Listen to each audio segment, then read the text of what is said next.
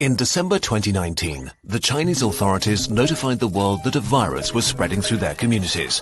In the following months, it spread to other countries, with cases doubling within days. This virus is the severe acute respiratory syndrome-related coronavirus 2 that causes the disease called COVID-19 and that everyone simply calls coronavirus.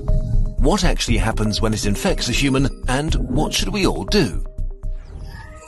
A virus is really just a hull around genetic material and a few proteins, arguably not even a living thing. It can only make more of itself by entering a living cell. Corona may spread via surfaces, but it's still uncertain how long it can survive on them. Its main way of spreading seems to be droplet infection, when people cough, or if you touch someone who's ill and then your face, say rubbing your eyes or nose. The virus starts its journey here and then hitches a ride as a stowaway deeper into the body. Its destinations are the intestines, the spleen or the lungs, where it can have the most dramatic effect. Even just a few coronaviruses can cause quite a dramatic situation. The lungs are lined with billions of epithelial cells. These are the border cells of your body, lining your organs and mucosa, waiting to be infected. Corona connects to a specific receptor on its victim's membranes to inject its genetic material. The cell, ignorant of what's happening, executes the new instructions, which are pretty simple: copy and reassemble. It fills up with more and more copies of the original virus until it reaches a critical point and receives one final order: self-destruct. The cell sort of melts away, releasing new corona particles, ready to attack more cells. The number of infected cells grows exponentially. After about 10 days, millions of body cells are infected and billions of viruses swarm the lungs. The virus has not caused too much damage yet, but Corona is now going to release a real beast on you, your own immune system. The immune system, while there to protect you, can actually be pretty dangerous to yourself and needs tight regulation. And as immune cells pour into the lungs to fight the virus, Corona infects some of them and creates confusion. Cells have neither ears nor eyes. They communicate mostly via tiny information proteins called cytokines. Nearly every important immune reaction is controlled by them. Corona causes infected immune cells to overreact and yell bloody murder. In a sense, it puts the immune system into a fighting frenzy and sends way more soldiers than it should, wasting its resources and causing damage. Two kinds of cells in particular wreak havoc. First, neutrophils, which are great at killing stuff, including ourselves. As they arrive in their thousands, they start pumping out enzymes that destroy as many friends as enemies. The other important type of cells that go into a frenzy are killer T cells, which usually order infected cells to commit controlled suicide. Confused as they are, they start ordering healthy cells to kill themselves too. The more and more immune cells arrive, the more damage they do, and the more healthy lung tissue they kill. This might get so bad that it can cause permanent, irreversible damage that leads to lifelong disabilities. In most cases, the immune system slowly regains control. It kills the infected cells, intercepts the viruses trying to infect new ones, and cleans up the battlefield. Recovery begins. The majority of people infected by corona will get through it with relatively mild symptoms. But many cases become severe or even critical. We don't know the percentage because not all cases have been identified, but it's safe to say that there is a lot more than with the flu. In more severe cases, millions of epithelial cells have died, and with them, the lung's protective lining is gone. That means that the alveoli, tiny air sacs via which breathing occurs, can be infected by bacteria that aren't usually a big problem. Patients get pneumonia, respiration becomes hard or even fails, and patients need ventilators to survive. The immune system has fought at full capacity for weeks and made millions of antiviral weapons.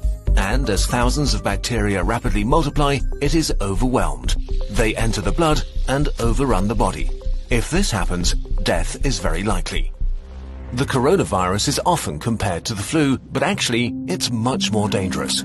While the exact death rate is hard to pin down during an ongoing pandemic, we know for sure that it's much more contagious and spreads faster than the flu. There are two futures for a pandemic like corona: fast and slow. Which future we will see depends on how we all react to it in the early days of the outbreak.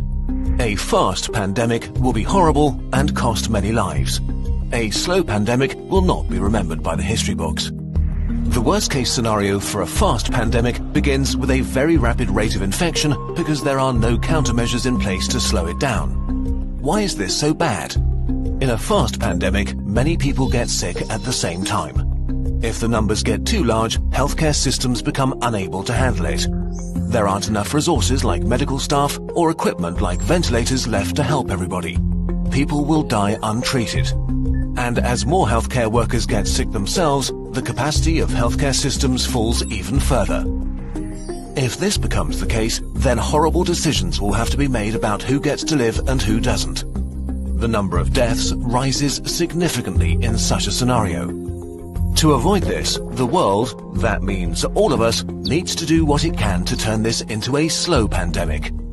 A pandemic is slowed down by the right responses, especially in the early phase, so that everyone who gets sick can get treatment and there's no crunch point with overwhelmed hospitals.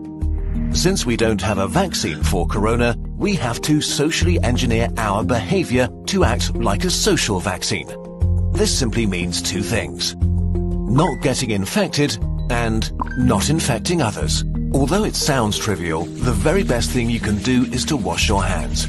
Soap is actually a powerful tool. The coronavirus is encased in what is basically a layer of fat. Soap breaks that fat apart and leaves it unable to infect you. It also makes your hands slippery, and with the mechanical motions of washing, viruses are ripped away. To do it properly, wash your hands as if you've just cut up some jalapenos and want to put in your contacts next. The next thing is social distancing, which is not a nice experience, but a nice thing to do. This means no hugging, no handshakes.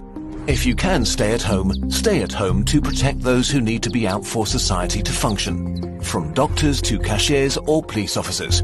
You depend on all of them. They all depend on you to not get sick. On a larger level, there are quarantines, which can mean different things, from travel restrictions or actual orders to stay at home. Quarantines are not great to experience and certainly not popular, but they buy us, and especially the researchers working on medication and vaccination, crucial time. So if you are put under quarantine, you should understand why and respect it. None of this is fun, but looking at the big picture, it is a really small price to pay. The question of how pandemics end depends on how they start. If they start fast with a steep slope, they end badly. If they start slow with a not-so-steep slope, they end okayish.